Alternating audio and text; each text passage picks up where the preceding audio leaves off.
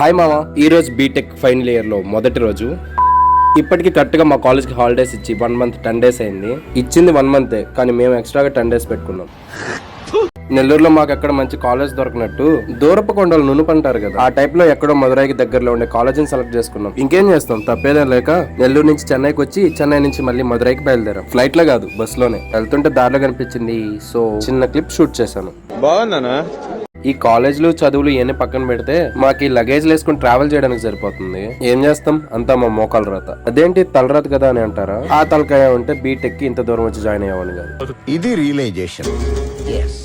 ఇక సరే అని రూమ్ కి వెళ్తూ వెళ్తూ కావాల్సిన సరుకులన్నీ తీసుకుని రూమ్ కి బయలుదేరిపోయాం. మీకు తమిళ్లో చింతాల సోప్ ఏమంటారు తెలుసా? ఎక్కువ ఆలోచించుకో, చింతాల సోప్ అనే అంటారు. జస్ట్ కిడింగ్ మావా, ఆండాల్ సోప్ అని అంటారంట. ఇక బ్రేక్ఫాస్ట్ లో డబుల్ ఆమ్లెట్ వేసుకొని కాలేజ్కి అయితే బయలుదేరిపోయాం.